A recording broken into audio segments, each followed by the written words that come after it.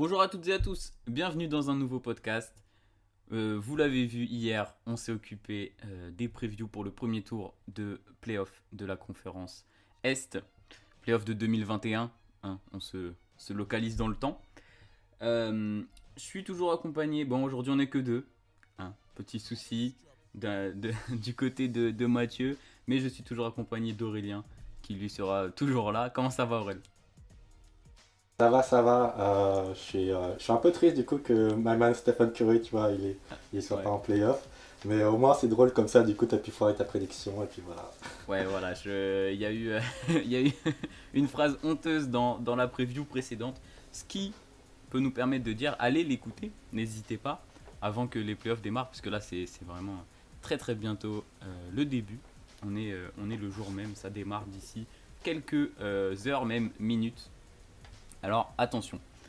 Donc après la conférence S, je le disais, on va passer à la cour des grands. On le disait en off, on va passer à la NBA, la vraie. Je l'ai dit, n'hésitez pas à aller écouter la preview précédente et bien sûr mon petit mea culpa sur les Grizzlies. D'entrer directement dans le vif du sujet, est-ce que tu avais quelque chose à dire? Une petite.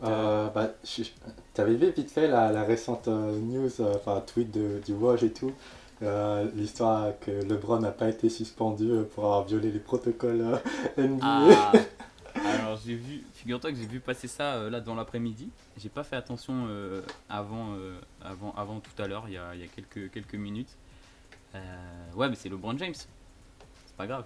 C'est les Ouais, mais, Lakers. enfin, du coup, ça me dégoûte un peu parce que tu vois, genre, tu vois, souvent, tu sais, t'as des extrémistes comme NBA Off, tu vois, enfin, qui sont anti-LeBron, tu vois. Et moi, du coup, quand je vois des anti-LeBron, tu vois, j'ai envie de le défendre, tu vois. Mais c'est vrai que là, en ce moment, récemment, tu vois, avec les différentes déclarations, tout ça, et là, ce truc-là qui se rajoute, tu vois, c'est compliqué de le défendre, du coup. Enfin, Ah là, ça commence à il faire commence à beaucoup être là. relou, hein. Ouais, là, ça. Là, il suit Michael Jordan dans les travers. Mais bon, c'est l'âge, tu sais, il peut pas être parfait tout le temps.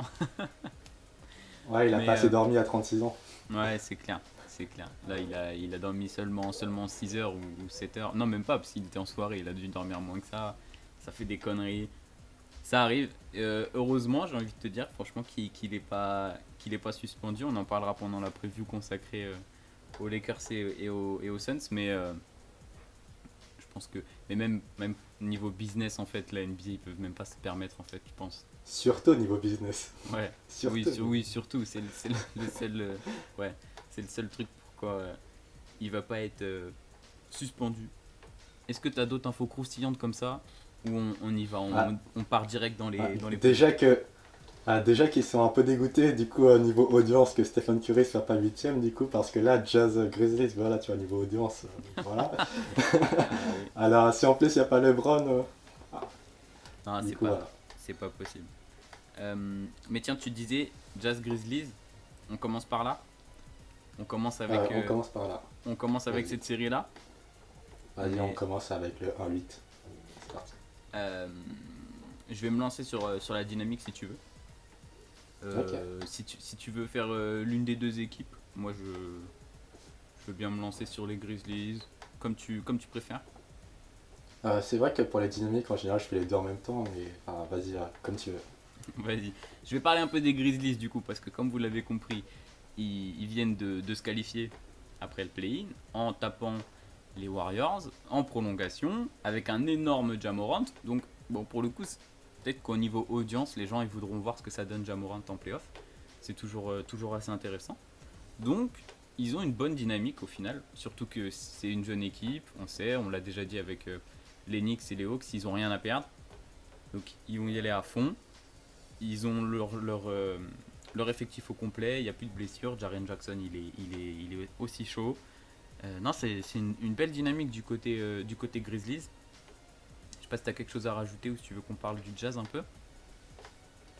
T'avais dit du coup qu'ils avaient battu en play-in du coup les Warriors et franchement faire un upset comme ça, enfin même si c'est pas non plus un upset 1-8, tu vois, c'est juste un upset 8-9, mais c'est quand même fort mentalement. Et en plus, il me semble que c'était Jamorant for the win, un petit mid-range et non c'est très bon c'est un bon boost de confiance de confiance. confiance. Et, et, euh, et ouais, ça peut du coup permettre, pourquoi pas, aux Grizzlies d'aller peut-être gratouiller une victoire qui sait juste comme ça, par le dynamisme et Hmm. tout. Ouais, Mais on il le faut, sait. Pardon, vas-y. bien sûr, surtout, enfin, le Jazz, bon, c'est une bonne dynamique, mais c'est vrai que sur la fin de saison, il y a eu un peu de blessure de Donovan Mitchell, et je sais pas s'il est enfin, s'il est entièrement rétabli ou pas de ses blessures. Et du coup, sachant que du coup, donc ils ont fait 16 matchs sans Donovan Mitchell, et sur ces 16 matchs, ils étaient en 10-6. Ça va, mais c'est pas non Ok. plus la même pace que d'habitude. Oui, c'est clair. Ce qui Donc, voilà. est, c'est vraiment correct. Après, j'ai pas checké moi si les adversaires ils étaient costauds ou pas. Je crois que la fin de saison du Jazz ça allait niveau adversaire, c'était pas. Quoique, Ouais, par comme je rapport aux suis pas Suns, allé. c'était mieux. Oui, voilà. Voilà. Mais du coup, ouais, on parle quand même de la meilleure équipe de la ligue, même si tu l'as dit, fin de saison un peu compliquée. La saison reste énorme. Meilleure équipe, juste devant les Suns. Et ouais, tu l'as dit, le cas Mitchell, c'est un peu bizarre. Hein, je sais même pas si on va le revoir. Bah, c'est ce soir. Bah non, du coup, ça joue demain. Ça joue demain le Jazz. Je sais même pas si on va le revoir dès demain ou s'ils vont patienter un peu. Et c'est C'est pas là. impossible qu'ils le laissent se reposer pendant deux-trois matchs parce que c'est en face le huitième et du coup. Ouais, c'est ce que je me dis, mais tu vois, on parlait de la bonne dynamique des Grizzlies. Est-ce que t'as pas peur que justement là, les Grizzlies, ils sont chauds et ils vont gratter le premier match, tu vois, comme on voit souvent en fait dans ce genre de confrontation. Ah, c'est totalement possible. Je l'avais dit, ils peuvent en soi gratter le premier match, mais bah, tu le verras dans mon pronostic. Mais voilà, c'est quand même, il y a quand même une différence entre contender et une équipe qui est même pas outsider, j'ai envie de dire, Ouais, parce que ouais, ouais. Là, les, le Jazz, les ils Warriors nous ont étaient montré, outsider, ils nous ont quasi, montré je pense. une très très grosse saison. Donc forcément, ça va être difficile à manœuvrer pour Memphis. Je sais pas si t'as quelque chose d'autre à rajouter. Moi, en termes de dynamique, je pense qu'on est pas mal. Alors, petite stat à rajouter, enfin, je sais pas si vous l'aviez déjà vu, ça s'était passé sur les réseaux sociaux et ça avait fait un peu le buzz. C'était que c'était la première équipe de l'histoire de la NBA à mettre minimum 10 tirs à 3 points sur chacun de leurs matchs de saison régulière. C'est vrai. C'est vrai que Donc, j'ai vu la stat passer. Chaud bouillant à 3 points le Jazz. Un peu moins que les Clippers, on aura le temps d'en reparler. Mais ça peut être un Factor X, tiens. Moi, j'ai même pas de Factor X pour cette série. Je sais pas si t'en as un, toi, à nous balancer comme ça. du coup, oui, vu que comme moi j'ai pas de travail le samedi, tu vois, du coup j'ai eu le temps de faire un peu plus. Du coup, donc en facteur clé, en facteur X, facteur clé de réussite, bref, j'ai noté du coup la réussite au shoot. Du coup, par exemple, du coup, figure-toi que donc, contre le Jazz, du coup, les équipes, donc les euh, field goal percentage opponents, bref, voilà. Donc Ok, les équipes ouais. face au Jazz sont à 34,1%. Donc le Jazz est deuxième en NBA, du coup, en termes de, de ne pas laisser l'équipe adverse mettre le panier enfin, le ballon dans le panier. Et, euh, et c'est très intéressant parce que l'année dernière, du coup, dans cette stat, ils étaient 14e, tu vois, et cette année, ils sont deuxième. Et, bah, cette année, Memphis, eux, ils sont 18e avec 36%, 36,7% autorisé. Et, et voilà. Et également le Jazz, du coup, qui est premier de la NBA en tir à 3 points tentés.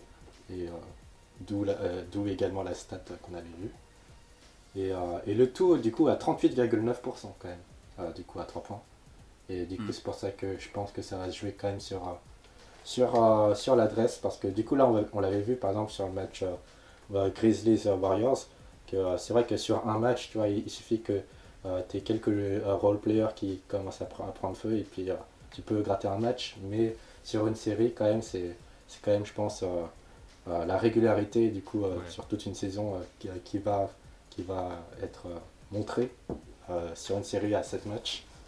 Et, et voilà, tu veux passer au prono? Non, pas tout de suite, mais ouais, je suis d'accord avec toi, surtout qu'on l'a vu, par exemple, pour Ja Morant qui a fait un match énorme hier, il n'a pas été forcément régulier dans son pourcentage au tir, Donc quand il a une très bonne soirée comme face à Golden State, ça va bien. Ça peut permettre de gagner des matchs. Mais c'est vrai que sur toute une série, ça me paraît impossible. Et puis il y a tellement un écart de niveau entre les deux. Moi, je suis très content que Memphis se soit qualifié. Forcément, c'est chiant pour les Warriors. J'aime bien cette équipe aussi. Avoir un Steph Curry en playoff, c'est vraiment très intéressant. Donc on verra. Et ouais, c'est vrai que le Jazz, ils peuvent au pire lockdown plutôt comme ils veulent les Grizzlies. Donc ça va être à sens unique, hein. Il n'y a pas non plus besoin de trop tergiverser là-dessus, je pense. Ok, ok. Bah, on est d'accord, j'ai l'impression. On est d'accord. Ouais. Oui, il n'y a pas Ouais. non plus. Attends, ça va clairement être la série la moins équilibrée parmi toutes celles qu'on voit là. Et, Ah, ouais, on verra. On aura le temps d'en reparler, je pense. ah, ok, ok. Ok, ok. Euh, Vas-y, ton prono? À moi l'honneur. 4-1. Parce que vous avez compris hier déjà, j'aime pas les sweeps. J'aime bien un peu de suspense, un peu de douceur. 4-1 pour moi. Ok, ok. Bah, moi, sans surprise, 4-0, tu me connais. L'homme carré. 4-0. Ouais, Et ça petit m'étonnerait. hommage à notre cher aimé Triple Step qui ne sera pas là malheureusement, mais on a quand même laissé la Qui, petite qui, met- dizaine pour lui. qui mettrait 4-0 aussi, je pense, hein, vu comme il a pas de cœur comme toi. Ok, on enchaîne sur la prochaine série. Vas-y, prends celle que tu veux et Celle on, que je veux. et on y go. Vas-y, peut-être pourquoi pas Mavericks Clippers, même si en vrai c'est pas celle que j'ai le mieux travaillé, mais comme ça on réserve le meilleur pour la fin comme d'hab. Ouais, c'est clair, là tu rentres direct dans le lourd. C'est quand même une série. Les séries à Ouais, l'ouest, ouais, les playoffs en général cette année ils sont super parce que bah, du coup on a une revanche. Une revanche à prendre, voilà. Tu le montres très bien. Il y a des Clippers qui vont arriver très énervés, je pense, qui doivent se rattraper par rapport à la saison dernière. Mais sur les dynamiques, qu'est-ce que tu as à me dire un peu? Bah déjà, j'ai trouvé que c'est quand même difficile à juger parce que d'un côté, tu vois, tu as des Clippers, donc on les connaît, hein, pas mal de load management, qu'on le veuille ou non, enfin, qu'ils l'admettent ou non, voilà, il y en a. Et de l'autre côté, on a quand même une équipe dont le principal lieutenant, Kristaps Porzingis, sur les 12 derniers matchs, et il en a loupé 8 quand même. Tu vois, il y a beaucoup d'incertitudes dans cette confrontation. Et, euh, et ouais, c'est compliqué à juger, je trouve. Ouais, c'est clair. Je pense que il y a deux bonnes dynamiques, on va dire quand même, parce que ils ont fait une bonne saison les deux équipes. Même si Dallas a galéré un peu au début et que Porzingis est là, pas là. Il a encore joué quoi, un tiers des matchs ou deux tiers des matchs quoi, ou la moitié des matchs. Mais bon, c'est pas la fête de son côté. Pour les Clippers, je pense que eux ils arrivent le couteau entre les dents comme j'ai dit.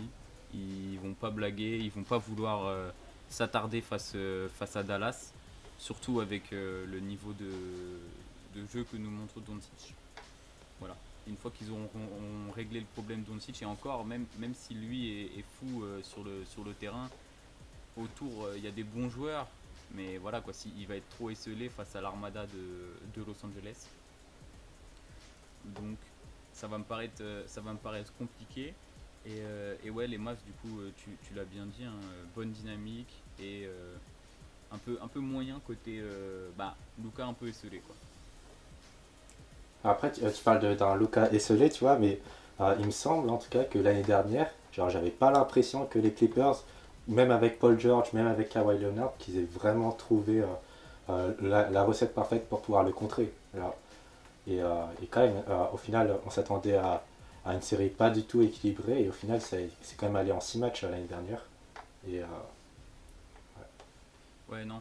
Non, oui, c'est clair, mais là, tu vois, justement, avec l'esprit de revanche qu'ils ont, ils ont aussi une équipe mieux construite, je dirais, tu vois. Là, il n'y a plus les Montrezarel qu'on fait un peu chier. Ils ont rajouté Sergi Ibaka qui est un joueur d'expérience, Batum qui est aussi un joueur d'expérience, quoi. Il a fait moins de playoffs, mais c'est quand même un vétéran et il sait s'y prendre. Donc je pense que l'équipe va être plus équilibrée et plus à même de découper Dallas, mais on verra dans nos pronos. Est-ce que Ouais, tu as en un parlant petit facteur d'expérience, X? Vas-y, en vas-y, parlant pardon. d'expérience, il y a aussi Rajon Rondo, tu l'as pas mentionné du coup, mais C'est ça vrai. aussi c'est un autre joueur d'expérience. Et du coup, tu disais que Nicolas Batum n'avait pas énormément d'expérience en playoff, mais c'est lui qui a fait la passe décisive à Damien Lillard en 2014 pour le game winner. Ouais, mais d'accord, mais ça remonte, tu vois ce que, enfin, tu vois ce que je veux dire. Là, Ah ça voilà, fait je voulais le mentionner, je voulais le mentionner. 4 ans que là bon, c'est compliqué quoi. Mais, euh, mais ouais, tu disais, ouais, Rajon Rondo, moi depuis qu'il a quitté les Lakers, je l'ai oublié, hein. Surtout pour aller chez les. Bah, il a pas choisi les Clippers à la base, mais là depuis qu'il est chez les Clippers, c'est vrai que je l'ai oublié lui. Puis en plus, bah, il fait une saison pareille, comme l'année dernière. Je pense qu'il fait pas une saison très bonne et que bah on va le voir en playoff, il va tout casser quoi, donc c'est chiant. Non, c'est bien pour les Clippers. On aura le temps d'en reparler, je pense, voir si justement il arrive à activer le mode playoff rondo. Est-ce que tu as un petit facteur X à nous proposer sur la série là? Alors de base, j'avais pas de Factor X, mais là, du coup, en parlant, me suis imprégné d'un Factor X. Mon cerveau a sorti un Factor X de sa tête. Et du coup, j'ai mis coaching par intégration. En mode. Et c'est vrai que, du coup, on parle là de la différence dans les effectifs. Mais c'est vrai que dans le coaching, on a du coup d'un côté. Euh, attends, on a. Bah, d'un côté, on a. Merde, Carlisle attends, Carlisle vas-y, ou vas-y. Tyronn Lue, comme tu veux. Voilà, voilà. Ah putain, Tyronn Lue, voilà. Tu vois, je l'ai carrément oublié, tu vois, tellement. Tellement c'est un coach super bon. Mais bon, voilà, ouais, tu vois, t'as Tyronn Lue contre euh, Rick Carlisle. Hmm. Donc, bon, après, je veux pas être méchant envers Tyronn Lue, mais voilà, on connaît les blagues qu'on fait sur Tyronn Lue, et il n'y a pas de fumée sans feu. Il n'y a pas de fumée sans feu. Ouais, ça peut jouer, c'est clair. Au terme tactique, parce qu'après, bon, Tyronn Lue, bah, c'est un peu comme d'autres coachs, hein, c'est le gars qui s'entend bien avec son effectif et quand ça roule, tout va bien. Mais par contre, tactiquement, il peut avoir un peu de lacunes comparé à Rick Carlisle, justement, qui montre de très jolies choses. Donc à voir ouais, qui va remporter la match-up des coachs. Après, je sais pas s'il y aura tellement besoin, tu vois, de jouer de la tactique. On verra. Mais, euh, mais ça peut être intéressant. Moi, de mon côté, j'ai pris Porzingis en Factor X. C'est un Ok. peu, on va dire que je vais enfoncer des portes ouvertes. Mais, euh, mais je vois pas qui peut défendre sur Porzingis du côté des Clippers. Tu vois, parce qu'il est très grand. Il aime pas trop la bagarre, mais par contre, si tu le laisses ouvert à 3 points, il va t'arroser. Alors, je vois pas comment. Si il joue, s'il a pas de blessure, si tout va bien, tu vois, les Clippers ils peuvent avoir du mal. Et puis Luka, il va pas hésiter à faire les passes. Donc il pourrait faire très mal à l'équipe de Los Angeles, quoi. C'est vrai que, du coup, enfin, j'ai mentionné que l'année dernière, du coup, il y avait 4-2 et qu'ils n'arrivaient pas trop à gérer Luka Doncic. Et c'est vrai que, du coup, je sais pas si tu te souviens, mais l'année dernière, il y a eu quand même pas mal d'histoires de problèmes de vestiaire et tout chez les Clippers. Bon, cette année, Hmm, ça a l'air d'être un bien peu sûr. mieux. Mais on peut se demander quand même en mode voitif si du coup donc on fait affronter les Clippers de l'année dernière avec pas mal de problèmes de vestiaire, etc. et moins d'expérience, et que tu rajoutes là-dedans du coup Kristaps Porzingis healthy, sachant qu'il y a eu 4-2 de base, franchement il y a moyen que, enfin, j'ai pas envie de me lancer, mais peut-être que les Mavs auraient pu taper les Clippers au premier tour l'année dernière. Et, Ouais, l'année dernière. Et cette année, ce serait. Oh là là, j'ose même pas imaginer le scénario, le bordel. Avec un petit Paul George qui vient nous dire que c'est pas de leur faute et qu'ils jouaient pas le titre cette année. Mais oui, c'est tu vrai serais content toi, hein. on a. Non, content, non, pas forcément. Oui, il y a une petite rivalité, mais bon, hein, moi j'aime toutes les équipes, j'ai déjà pu le dire, je crois. Mais non, c'est vrai on a même pas parlé du duo des Clippers. Je pense ils vont laisser aucune chance à. Tiens, et ça peut t'emmener vers ton prono. Tu penses qu'ils vont laisser aucune chance à Dallas ou est-ce que ça va être plus serré que ça? Alors, pour mon prono, du coup, cette fois, je me mouille un peu dans le sens où je pense qu'il y a pas mal de gens qui voient quand même des 4-1 Clippers ou enfin, quelque chose de plutôt déséquilibré. Mhm. Et c'est vrai que sur le papier, je peux le comprendre. Moi, du coup, j'ai vu un 4-3 Clippers. Et du coup, oui, 4-3 Clippers, donc une série plutôt serrée. Il y a beaucoup de spectacles Ok. et du coup, ça va jouer au Game 7. Et bon, même si j'ai hâte de voir Luka Doncic en Game 7, c'est vrai que là, je me dis peut-être, du coup, comme tu l'as mentionné, le côté revanchard. Peut-être que du coup, Kawhi est revanchard, Paul George revanchard sur un Game 7 avec Rajon Rondo et Serge Ibaka, tout ça. Franchement, voilà. Ouais, ça peut faire la différence. C'est vrai que même s'il est super bon et qu'il a connu des matchs à enjeu en Europe, il n'a pas l'expérience playoff pour le moment. Bah si, enfin, il n'a pas l'expérience playoff. Il n'a pas l'expérience Game 7 pour le moment, Luka Doncic. Donc ça peut être une certaine pression qui... Bon, honnêtement, je me fais pas trop de soucis pour lui. Mais ça peut quand même jouer. À voir. Moi de mon côté, ce sera Clippers aussi, mais ce sera à 4-2. 4-2. 4-2. Ouais. Je les vois pas non plus défoncer. Ouais, comme l'année dernière au final. Je les vois pas non plus les défoncer. Peut-être démarrer plus tranquillement que prévu. Donc un petit 4-2. Ok. Voilà. On continue. Ah, j'ai Ah, été demandé instant prono sur ah ce ouais. Game 1 qui va se jouer ce soir. C'est à quelle heure en plus? Oh là, c'est le dernier match. 22h, Ah 22h30, non. 23h. Pour le Je premier crois que c'est. match à Los Angeles, moi je vais mettre. Je mets les Clippers quand même. Hein. Ok. Ok, Vas-y. moi je vois bien les Mavs. Moi je vois Ouais, bien les Mavs ce soir. c'est ce que j'allais dire. Je te vois bien mettre les Mavs. On verra. Voilà, Hein. bah, Avec un on gros verra, on buzzer de verra. Luka. Pourquoi pas? Attention, attention. On continue. Bon, tu veux finir sur quelle série? Bah, du coup, je vais finir sur LeBron versus CP3, tu vois. Ok, Mais je pense que en vrai, la série la plus serrée, ce sera quand même celle qu'on va peut-être aborder maintenant, du coup. je Donc suis d'accord. Blazers Nuggets. Donc, tu veux que je fasse la dynamique ou je te Vas-y, laisse vas-y, vas-y. Et je compléterai avec ce que j'ai. Ok, ok. Alors, au niveau de la dynamique, bah, du coup, les Nuggets, plutôt belle dynamique, sachant qu'ils avaient perdu, on se souvient, on l'a très souvent mentionné, j'ai l'impression en podcast, mais ils avaient perdu Jamal Murray et du coup, on s'attendait à ce qu'il régresse un peu au classement. Et au final, et bah, quand même, Jokic, saison MVP, etc. Mais du coup, il faut se dire aussi que les Blazers aussi ne sont pas sur une dynamique catastrophique, loin de là. Il me semble, au début de la fin de la saison, les Blazers, ils avaient enchaîné pas mal de matchs un peu cata. Ah Mais oui. ensuite, ils sont bien rattrapés là sur cette fin de saison, alors ils étaient dans la course entre qui va faire le play-in, Lakers, Mavs et Blazers. Et au final, c'est pas les Blazers qui ont fait le play-in. Et, euh, et voilà. Non, c'est clair. Bah, et puis c'est pas eux qui ont fait le play-in. Et puis ils ont même fini à la cinquième place. Bon, euh, moyennant magouille avec Denver justement sur le dernier match. Mais je suis entièrement d'accord avec toi. Peut-être juste sur l'aspect bonne dynamique de Denver. Je pense que la perte de Jamal Murray peut être plus importante que ce qu'on peut le penser. Dans le sens où surtout l'année dernière, il a fait bah, des playoffs jordanesques, comme beaucoup de gens aiment le dire. Donc à voir comment cette équipe va arriver en playoff sans justement leur meneur. Et par contre, un autre gars qui en a bien profité justement du fait que Jamal Murray soit out, c'est MPJ. Je sais pas si tu voulais parler un peu de lui peut-être.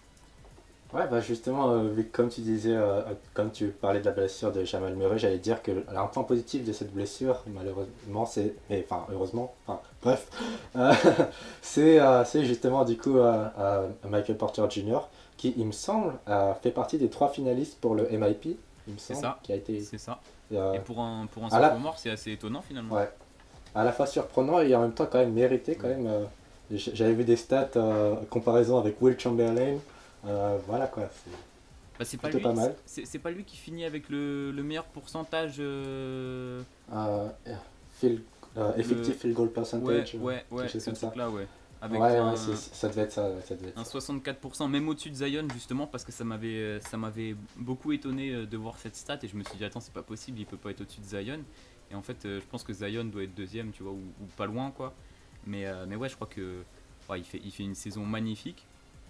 Bon, que d'un seul côté du terrain, mais au moins il est en accord avec lui-même quoi, il est prêt à tout casser.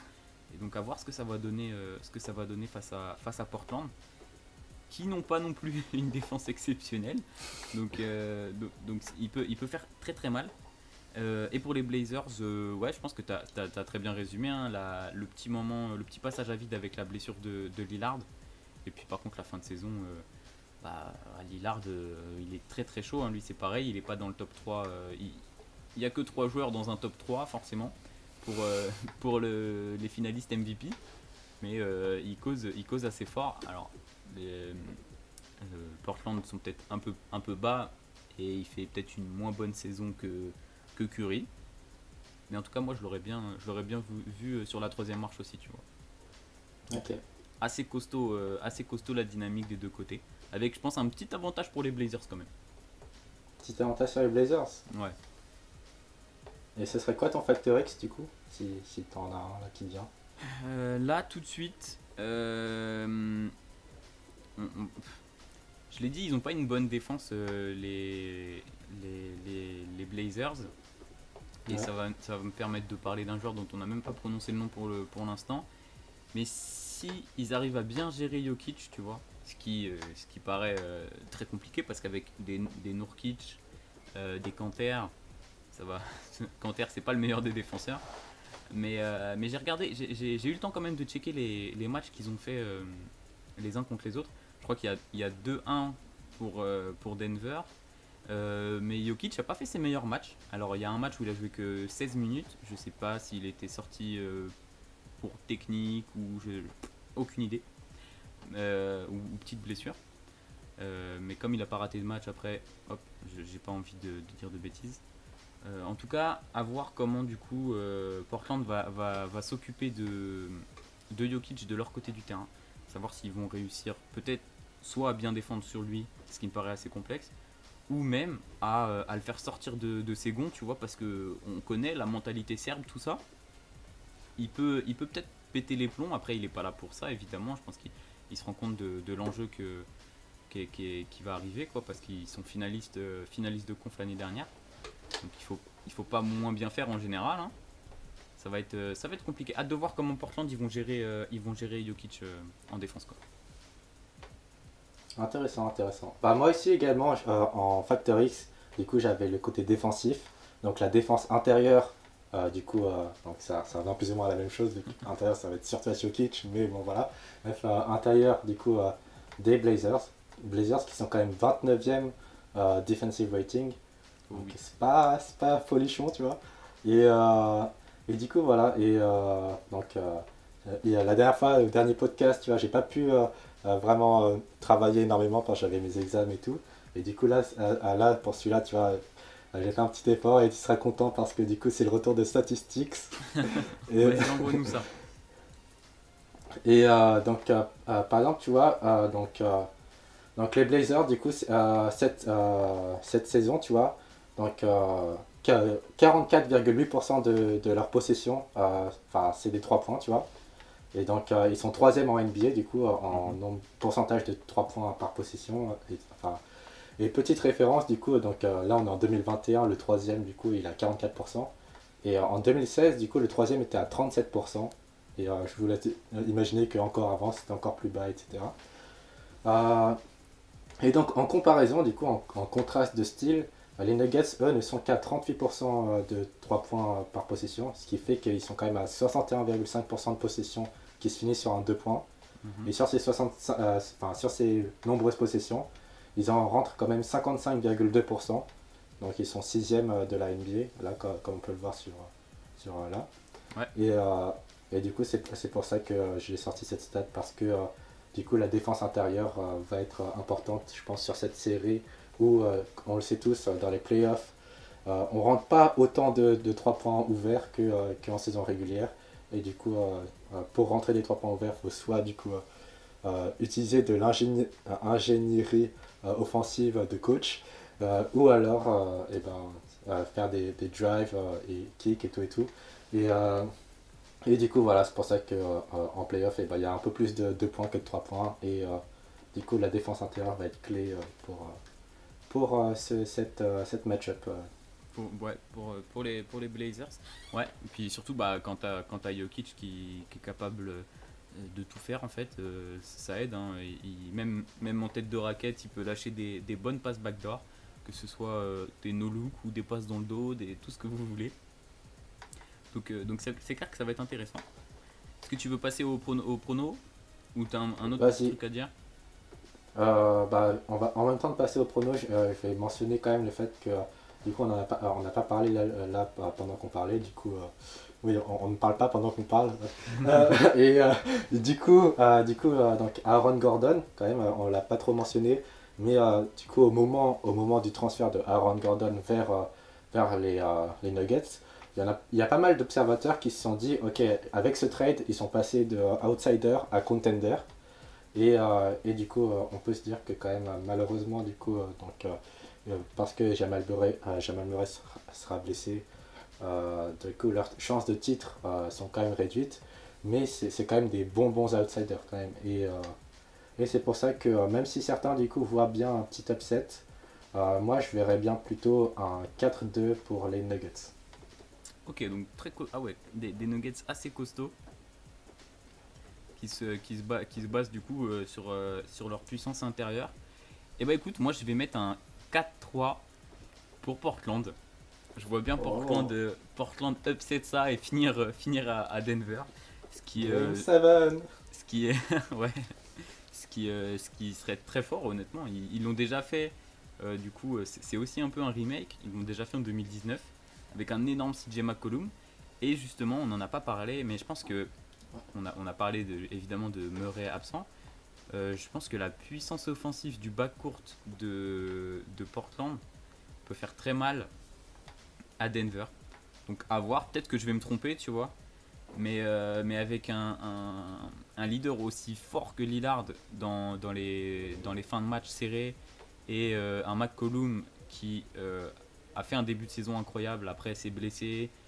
Et je pense qu'il va avoir le temps, tu vois, de ruminer tout ça et d'arriver chaud bouillant en playoff. Donc ouais, je vois bien Portland passer, j'avoue. D'ailleurs, du coup, là, tu m'as fait penser, j'ai envie de te demander, mais du coup, là, tu as mis Blazers, du coup, 4-3. Est-ce que t'as pas mis ça aussi parce que tu t'es dit que comme dans tous les cas, ça sera une série serrée, dans tous les cas, il y aura peut-être un Game 7, et du coup, tu t'es dit Game 7, Dame Time, tu t'es dit ça peut-être? Ah ouais, aussi. Ouais, aussi, carrément. Carrément, même si c'est à Denver et qu'ils ont des belles armes, hein, on en a parlé. Honnêtement, si c'est vraiment serré, même si les matchs sont serrés, pas forcément le match 7, tu vois, mais même si les matchs sont serrés au global, je, je pense que ça va pencher plus souvent du côté de Portland que du côté des Nuggets, ouais.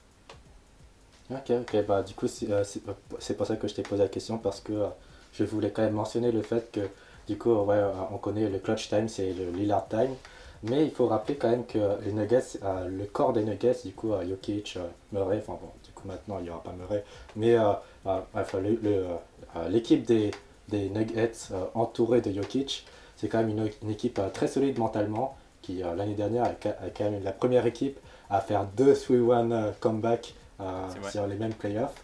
Et, euh, et il me semble que j'avais vu en interview comme quoi, justement, s'ils sont aussi forts mentalement, c'est aussi à travers Jokic. C'est Jokic qui leur a dit ouais, je pense qu'on va gagner, je pense qu'on peut battre les Clippers, alors pourquoi pas vous. Enfin, en mode, je sais qu'on va les battre, du coup, suivez-moi et tout. En mode bon leader, tu vois. C'est clair. Et ouais. Ok. Ok, donc on n'est pas d'accord sur cette série. Ok. Pas de souci. J'espère qu'on sera un peu plus d'accord sur la dernière. Si tu vois ce que je veux dire, en tout cas, ça me semble. Ah là là, j'ai peur. J'ai peur de ce que tu vas m'annoncer. On passe Suns Lakers. Ça, c'est les Vas-y. Clippers. Je t'envoie sur le dance floor. Dis-nous ce que tu penses des dynamiques. Alors, du coup, les Suns, donc c'est une très bonne dynamique. Enfin, j'ai envie de dire, en fait, au final, quand on y pense, la plupart dans la plupart de nos dynamiques, là, que ce soit sur l'ancienne podcast, enfin, l'ancien podcast, enfin celui juste avant, ou celui-là, au final, la plupart des équipes qui arrivent jusqu'en playoff, ils arrivent en playoff parce qu'ils ont une bonne dynamique également, tu vois. Ouais, c'est Et, vrai. et du coup, voilà, bah, les Suns, du coup, no exception, une bonne dynamique également. Mais quand même, la dynamique des Lakers, bon, ok, du coup, il y a eu quand même des petits questionnements concernant la santé de AD et de LeBron. Et quand même, tu vois, tu sors d'une victoire en play-in contre les Warriors et tout, et sur un game winner de LeBron. D'ailleurs, il me semble que c'est le plus. Enfin, stat à vérifier parce que je ne l'ai pas vraiment vérifié, mais il me semble que c'est le plus long game winner de sa carrière. Genre, sur toute sa carrière, Ah ouais. les game winners qu'il a mis, c'est le plus long en termes de Bah oui, distance. ça serait pas étonnant, je pense. Et, et voilà. Et également, il me semble aussi que c'est le plus long 3 points de LeBron cette saison-là. Cette saison-là qu'il a mis. Oh là là. Ah, tu vas nous creuser des stats là, j'aime bien ça. Et ouais, je traîne pas mal sur Twitter, moi. Ouais, Bon. ouais, c'est clair. Et du coup, voilà, c'est pour ça que du coup, on va du coup parler des match-ups et tout, mais et tu vas également rebondir dessus, j'imagine. Mais c'est vrai que quand même, enfin, un peu le seum pour les Suns, parce que c'est quand même un des pires match-ups qu'ils auraient pu avoir. Ah, les deux meilleurs joueurs des Suns, c'est CP3 et Booker, du coup, deux combo guards. Et là, bah, les deux meilleurs joueurs des Lakers, c'est LeBron et AD. Du coup, tu vois déjà le mismatch de size.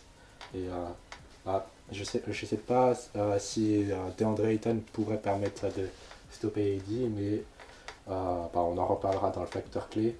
Mais quand même, t'affrontes quand même t'affrontes quand même les defending champions, tu vois, et Ouais. c'est compliqué de bet contre LeBron. Contre LeBron, déjà. Contre les bonnes défenses en playoff. Hein, on s'en souvient, tu nous en avais parlé très bien dans un podcast. Je voulais juste rebondir du coup sur deux trois trucs. Je suis un peu plus mitigé que toi sur l'arrivée de la bonne dynamique, on va dire, des Lakers. Il y a des Ok. blessures qui. Alors, même si AD il a fait des gros matchs là, il s'est bien rattrapé. J'ai toujours peur qu'il y ait des blessures à gauche à droite. Tu vois, là, LeBron a pris un sale coup dans l'œil. Il est salement retombé aussi sur cette action-là Ouais. face à Draymond Green. Ça fait un peu peur. Je pense que les blessures sont plus d'actualité, mais j'ai pas envie que ça se réveille, tu vois. Et puis, ouais, tu l'as dit, le coup de boost n'empêche pour le match du play-in. Et puis côté Suns, t'as raison, super dynamique. Et tiens, tu parlais du meilleur, enfin, des meilleurs joueurs des Suns. Est-ce qu'ils n'ont pas le meilleur backcourt de la ligue au final, les Suns? Le meilleur backcourt de la ligue. Ouais. Euh, Il y a un de, backcourt auquel je pense qu'ils causent très fort, mais ils n'ont pas forcément joué beaucoup de matchs ensemble, ou beaucoup de matchs au global. Sexland. Ah, oui, bien sûr. C'était toujours le running gag des Cavs, c'est incroyable. Euh, non, ouais, bah, du coup, j'ai pas vraiment réfléchi là, tu me poses une question comme ça à l'improviste. Mais ouais, c'est sûr qu'ils sont très haut dans le classement des meilleurs backcourts de la ligue. Euh, Trade CJ McCollum. Ouais, Ouais. on a vu ça sur Twitter parfois. Mais, euh, mais ouais, c'est. Ouais. C'est là, tu vois, où je pense que bah, c'est le principal problème des Lakers, évidemment, sur la série. Mais du coup, ouais, je m'étais noté ça, parce que c'est vrai que, bon, il y a évidemment James Harden, Kyrie, il y a, euh, il y a Lillard, CJ. Après, bon, il y a Clay et Curry, mais ils sont pas là. Enfin, Clay n'étant pas là cette saison.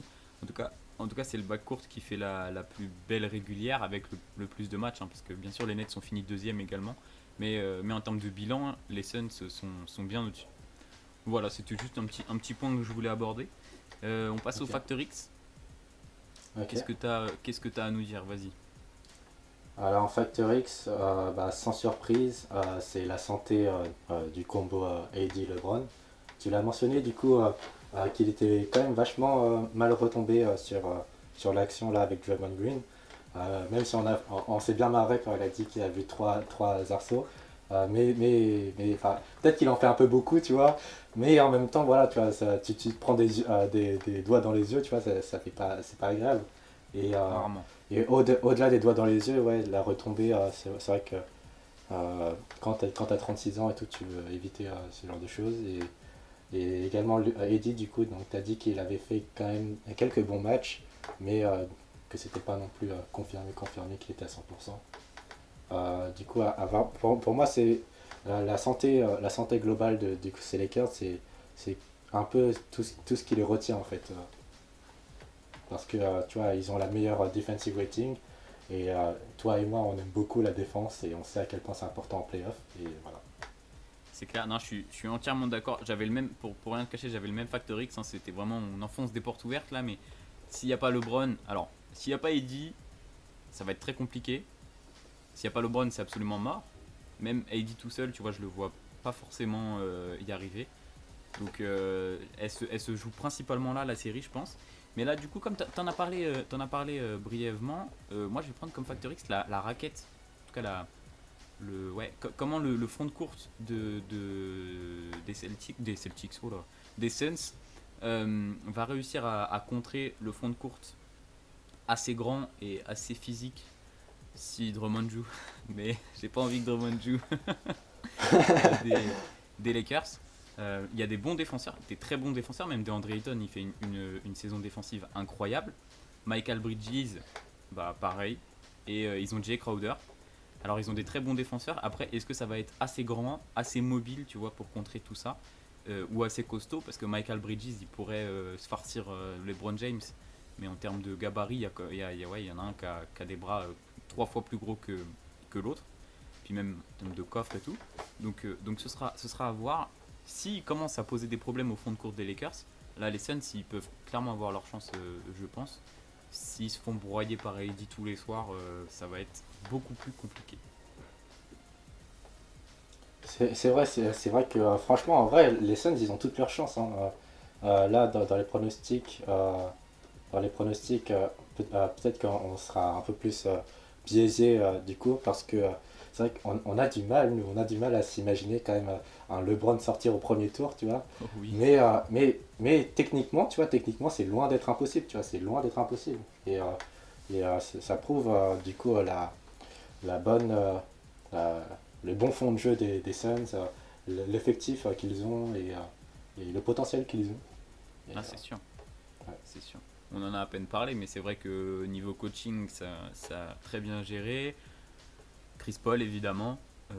Alors, je dis pas qu'il est lié au coaching, mais Chris Paul qui fait une pète de saison, il arrive à emmener OKC en playoff et à embêter les Rockets.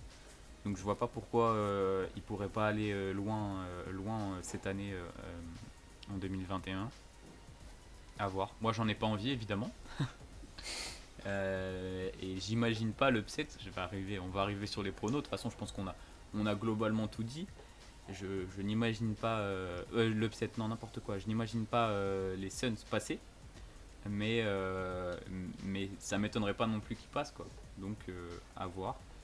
Vas-y, balance-nous ton prono. Si, s'il est bon, attention, il faut pas dire de bêtises à ce moment-là. Mon prono, 4-2 Lakers. Ok, on est. Parce que Pardon, vas-y. voilà, parce que c'est quand même compliqué d'imaginer les LeBron sortir au premier tour. Et comme ça, tu vois, 4-2, comme ça, les Lakers ils finissent sur une win à domicile pour terminer la série. C'est bien parce que un Game 7 à Phoenix. Après, c'est vrai que les Lakers cette année, ils ont été plutôt bons à l'extérieur, mais 4-2 Lakers. Entièrement d'accord avec tout ce que tu as dit. Même, c'est vrai, on l'a pas mal entendu que, soi-disant, les Lakers, là, ils s'en foutent un peu, extérieur, domicile, ils veulent rouler sur tout le monde. Je suis entièrement d'accord avec toi. Je les vois pas aller jusqu'au Game 7. Donc 4-2, finir à domicile pour LA. Ouais, je pense que t'as tout dit. Hein. Va falloir être Ok. solide. Et puis voilà, quoi. Et puis si c'est l'inverse, bah, ce serait pas, franchement, au vu de la dynamique des Suns, ce serait même mérité, franchement. Ok, ok. Du coup, c'est bon, on a fait le tour de ces premiers tours, que ce soit Est ou Ouest. Donc là, on a le tableau pour l'Ouest. Quelque Exact. chose à mentionner par rapport à ce tableau? Il est très beau, il est très bien fait. Euh, Ça me plaît. On est globalement d'accord, sauf sur le Nuggets Blazers, à voir ce qui se passera. Moi, j'ai pas grand chose d'autre à dire. Je suis très content de nos previews. On s'est pas trop mal débrouillé. Est-ce que tu as un petit commentaire quand même? Un petit. On se reverra pour la suite, donc du coup le second tour et les finales de conf et les playoffs, n'importe quoi, et les finales NBA. Ça, c'est sûr. Et ouais, et il me semble, c'est le 24e podcast là, de cette saison, il me semble. Celui-ci, là, celui qu'on est en train d'enregistrer, exactement. Honneur à. Bon, vous l'avez jamais vu, mais j'ai un petit tableau avec Kobe Bryant juste ici. Peut-être qu'un jour il fera partie du décor, on verra. Il n'y a pas écrit 24 dessus, il y a écrit 8, mais c'est un bel hommage. Voilà, oh là là, il est parfait. 23 plus 8, 24, parfait. Ouais, 23 plus 8 égale 24, c'est bien connu. Mais voilà, c'est la fin de cette preview. J'espère que ça vous aura plu, comme d'habitude. Mettez des j'aime, followez-nous. Calf, on va dire ça maintenant. Je pense qu'il l'a très bien résumé, Mathieu, hier. Calf, qui aime like, follow.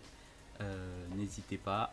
Pareil, retrouvez Aurélien sur ses réseaux, que ce soit Twitter ou Instagram. Allez checker ça, allez lui donner de la force.